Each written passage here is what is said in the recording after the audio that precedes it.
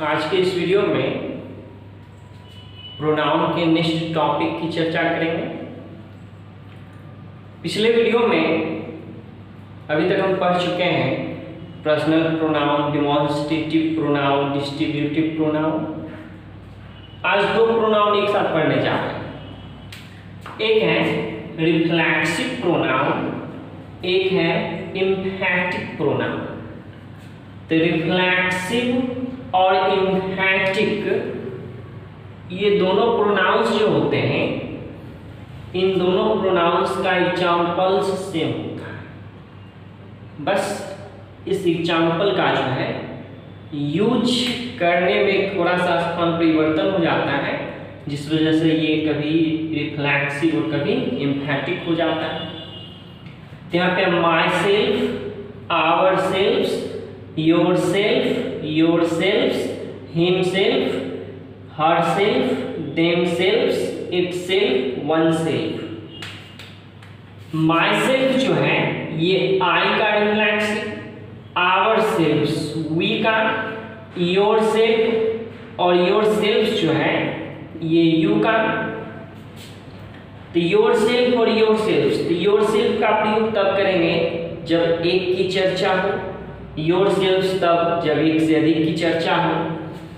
Him self जो है ये ही का है, हर सेल्फ सी का, देम सेल्फ्स दे का, इट सेल्फ इट का, वन सेल्फ वन का। तो पर्सनल प्रोनाउन में मैंने आपको पढ़ाया था कि I, we, you, he, she, they, it और वन जो है ये सब का सब पर्सनल प्रोनाउन है। तो ध्यान रखेंगे जितने पर्सनल प्रोनाउंस होते हैं सबके अपने अपने रिफ्लेक्सिव प्रोनाउंस होते हैं। अगर पर्सनल प्रोनाउन आई है तो reflexive myself, we, ourselves, you, yourself, yourselves, he, himself, she, herself, they, themselves, it, itself, one, oneself. तो सभी personal pronoun के रिफ्लेक्सिव्स अलग होते हैं। तो जब कभी भी पर्सनल प्रोनाउन जो रहे तो उसी का रिफ्लेक्सिव का प्रयोग करना है। तो सबसे पहले सीखते हैं ये माई सेल्फ। यहाँ जो है ना सेल्फ, और मैंने आपको नाउन में बताया था कि यदि सिंगुलर नाउन के अंत में एफ या एफ ही रहे तो प्लुरल बनाने के लिए साधारण तौर पे एफ या एफ ही को हटा करके बी या छोड़ते हैं। तो सेल्फ का प्लुरल होता है सेल्फ्स। तो सेल्फ सिंगुलर है और सेल्फ्स प्लुरल है। सेल्फ का मतलब होता है खुद, स्वयं, अपने आप, खुद, स्वयं, अपने आप। तो माई सेल्फ का मतलब हो गया मैं खुद, मैं स्वयं, मैं अपने आप। आवर सेल्फ्स हम सब खुद, हम सब स्वयं, हम सब अपने आप। योर सेल्फ तुम खुद, तुम स्वयं, तुम अपने आप। योर सेल्फ्स तुम लोग खुद, तुम लोग स्वयं, तुम लोग अपने आप। हिम सेल्फ और हर सेल्फ ये दोनों का हिंदी मीनिंग सेम होगा, बस यूज में अंतर होगा कि हिम सेल्फ पुरुष के लिए यानी जब ही परिवार रहे, हर सेल्फ स्त्री के लिए जब सी परिवार रहे। तो दोनों का हिंदी हो जाएगा वह खुद, वह स्वयं, वह अपने आप। देम सेल्फ्स का होगा वे लोग खुद, वे लोग स्वयं, वे लोग अपने आप। इट सेल्फ यह खुद, यह स्वयं, यह अपने आप। अब सबसे पहले सीखते हैं रिफ्लेक्सिव प्रोनाउन क्या है, तब देखेंगे एम्फैटिक प्रोनाउन क्या है। तभी तक हम ये सीख चुके हैं कि रिफ्लेक्सिव और एम्फैटिक दोनों का ये एग्जाम्पल सेम होता है, लेकिन सेंटेंस में जब इसका प्रयोग करेंगे तो प्रयोग करने के पश्चात हमें यह पता चल जाएगा कि ये रिफ्लेक्सिव है या फिर एम्फैटिक है। प्रयोग कैसे होगा तो पहले रिफ्लेक्सिव एम्फैटिक को सीख लेते हैं, तब ये देख लेंगे माई सेल्फ जो है कब रिफ्लेक्सिव होगा और कब एम्फैटिक होगा। इसी तरीके से सब पता चल जाएगा। रिफ्लेक्सिव प्रोनाउन को सीखने के लिए एक सिंपल सा एग्जांपल लेते हैं, जैसे है I teach my self, I teach my self. My self का हिंदी भी मैंने आपको बताया, मैं खुद, मैं स्वयं, मैं अपने आप। अब यहाँ पे आई टीच, मैं पढ़ाता हूँ, माई सेल्फ, खुद को, अपने आप को, स्वयं को। तो आई टीच माई सेल्फ का मतलब हो गया कि मैं खुद को पढ़ाता हूँ, मैं स्वयं को पढ़ाता हूँ, मैं अपने आप को पढ़ाता हूँ। ध्यान पे देख रहे हैं, कोई एक सब्जेक्ट है, ये सब्जेक्ट कोई काम कर रहा है, सब्जेक्ट आई है, काम पढ़ाने का कर रहा है, और ये कर्ता जो है कोई काम तो कर रहा है, लेकिन इस काम से प्रभावित वह खुद को कर रहा है, अपने आप को कर रहा है। तो ध्यान रखेंगे, मैंने बताया था प्रोनाउन, यानी वो ऐसा शब्द जो नाउन के बदले में आता है। तो रिफ्लेक्सिव प्रोनाउन जो है यह नाउन के बदले में आएगा, और नाउन के बदले में आकर के यह दर्शाएगा कि काम करने वाला अपने ही काम से खुद को प्रभावित करता। तो बोल सकते हैं कि जब कर्ता अपने ही काम से खुद को प्रभावित करे तो वही रिफ्लेक्सिव प्रोनाउन होता है। कभी कभी बोलते हैं उसने अपना जीवन खुद बर्बाद कर लिया, तो उसने अपना जीवन खुद बर्बाद कर लिया, तो जीवन बर्बाद हुआ उसका, बर्बाद भी खुद किया, यानी काम भी खुद किया और उस काम से प्रभावित भी खुद हुआ। तो जब कर्ता अपने काम से खुद को प्रभावित करे तो रिफ्लेक्सिव प्रोनाउन हो गया। तो जैसे उसने अपना जीवन खुद बर्बाद किया, he ruined his life himself। और एक चीज ध्यान रखेंगे, सब्जेक्ट जो रहेगा ना, जितना भी पर्सनल प्रोनाउन होगा तो सभी पर्सनल प्रोनाउन का रिफ्लेक्सिव अलग अलग है। तो जैसे सब्जेक्ट में आई है तो आई का रिफ्लेक्सिव क्या है, माई सेल्फ, तो माई सेल्फ देंगे। वी रहेगा तो आवर सेल्फ देंगे, यू रहे तो योर सेल्फ या योर सेल्फ देंगे, ही रहे तो हिम सेल्फ, सी रहे तो हर सेल्फ। यानी जो सब्जेक्ट रहेगा तो सब्जेक्ट के अकॉर्डिंग ही रिफ्लेक्सिव प्रोनाउन देंगे। जैसे यहाँ पे सब्जेक्ट में ही है तो ही का रिफ्लेक्सिव हिमसेल्फ, इसलिए यहाँ पे दिए हिमसेल्फ। यहाँ पे देखिए, उसने अपना जीवन खुद बर्बाद किया तो ही ruined his life himself, यानी जब कर्ता अपने काम से खुद को प्रभावित करे तो उसी को हम रिफ्लेक्सिव प्रोनाउन कहते हैं। रिफ्लेक्सिव प्रोनाउन जो है मेन वर्ब के बाद आएगा।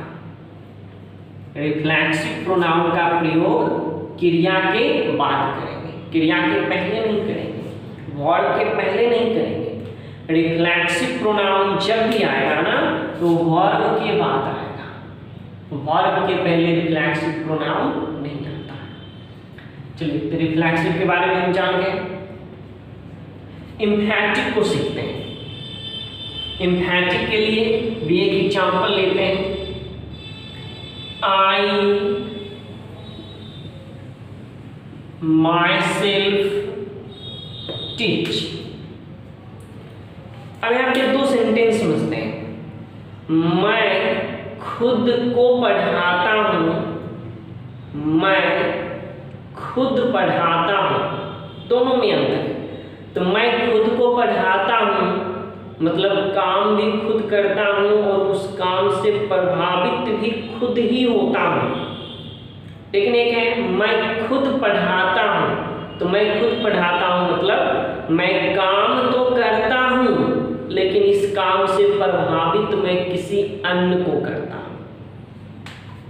तो एम्फैटिक जो है इसमें कर्ता कोई काम तो करेगा लेकिन इस काम से प्रभावित कर्ता स्वयं ना होकर किसी अन्य को कर देगा। अब ये प्रोनाउन है तो नाउन की पुनरावृत्ति को रोकने के लिए ही आएगा, नाउन के बदले में ही आएगा।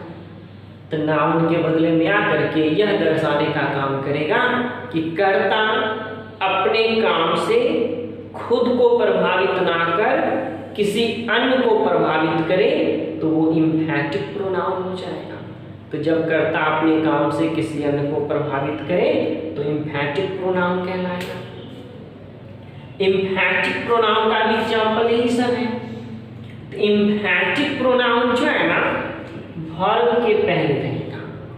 आई माई सेल्फ टीच का मतलब हो गया मैं खुद पढ़ाता हूँ, लेकिन आई टीच माई सेल्फ का मतलब हो गया मैं खुद को पढ़ाता हूँ। रिफ्लेक्सिव प्रोनाउन वर्ब के बाद आएगा, इम्फैटिक प्रोनाउन वर्ब के पहले आएगा। तब यहाँ पे देखिए जितना है रिफ्लेक्सिव इम्फैटिक दोनों है। ये वर्ब के बाद आ गया तो रिफ्लेक्सिव, वर्ब के पहले आ गया तो इम्फैटिक। इस क्या सीखते हैं?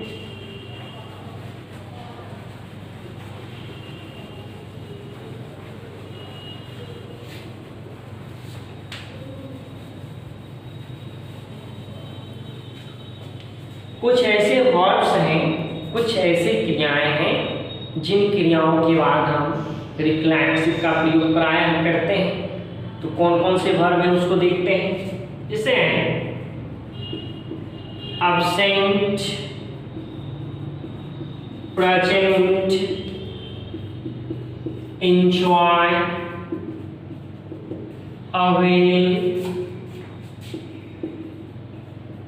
adopt, adapt, reconcile, rejoin, introduce,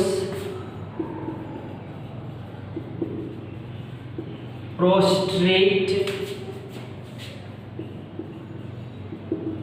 confine। तो अब यहाँ पे देख रहे हैं absent, present, enjoy, avail, adopt, adapt, reconcile, rejoin, introduce, prostrate, confine, कभी कभी sacrifice हुई।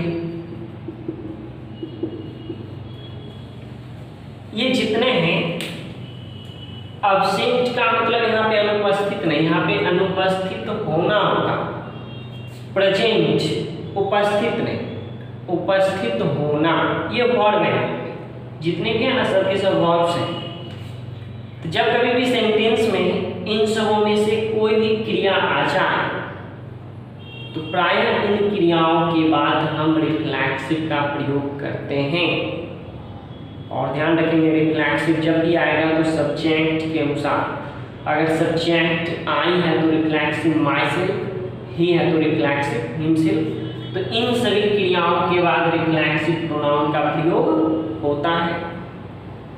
अब कुछ ऐसे भी शब्द हैं जिनके बाद रिफ्लेक्सिव का प्रयोग नहीं होता है। अब उन सभी शब्दों को देख लेते हैं।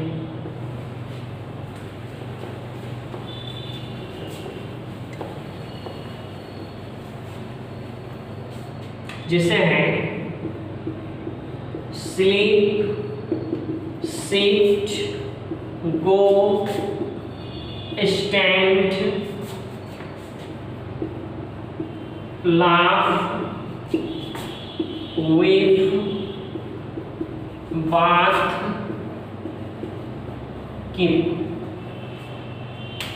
ये जितने भी वर्ब्स हैं स्लीप, सिट, गो, स्टैंड, लाफ, वेप, बाथ, कीप, इन सबों के बाद रिफ्लेक्सिव प्रोनाउन का प्रयोग नहीं होता। यदि बोलेंगे he laughs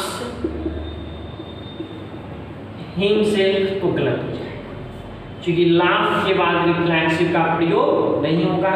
इसका सही हो जाएगा he laughs।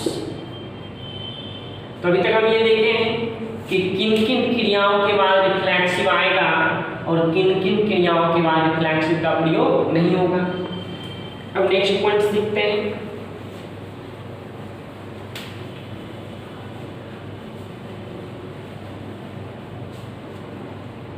इंग्लिश में जब सेंटेंस का निर्माण होता है तो सब्जेक्ट वर्ब कॉम्प्लीमेंट या सब्जेक्ट वर्ब ऑब्जेक्ट का प्रयोग करते हैं। यानी वर्ब जो है ये सब्जेक्ट के बाद आएगा। वर्ब के पहले निश्चित रूप से कोई ना कोई सब्जेक्ट होगा। अगर वर्ब है तो इससे पहले वाला जो शब्द होगा वो प्रायः सब्जेक्ट होगा। और सेंटेंस जो है ये जो स्ट्रक्चर है ना अफर्मेटिव सेंटेंस का है, सकारात्मक वाक्य का है। तो याद रखिए पर्सनल प्रोनाउन मैंने आपको बता दिया है, आई वी यू दे ही से वन, रिफ्लेक्सिव भी बता दिया है। तो सेंटेंस के सब्जेक्ट के रूप में कभी भी रिफ्लेक्सिव प्रोनाउन नहीं आएगा।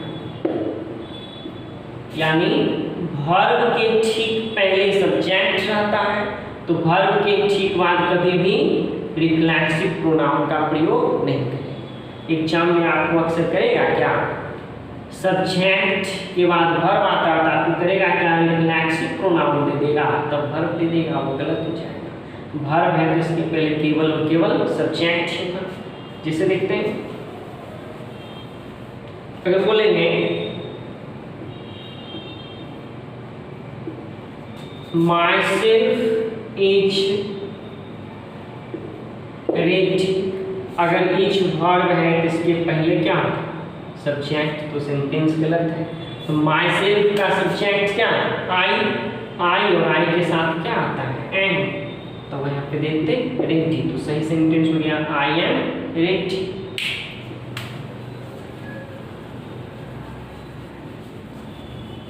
जैसे रहेगा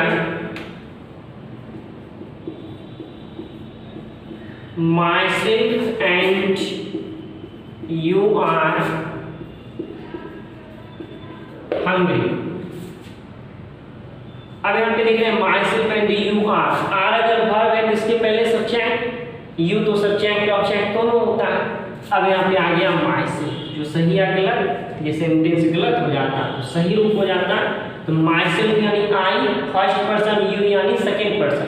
तो मैंने आपको पर्सनल प्रोनाउन में बताया था कि फर्स्ट पर्सन और सेकेंड पर्सन दोनों एक साथ रहे, पहले सेकेंड इसके बाद फर्स्ट, इसका सही रूप हो जाता है you and I R hungry.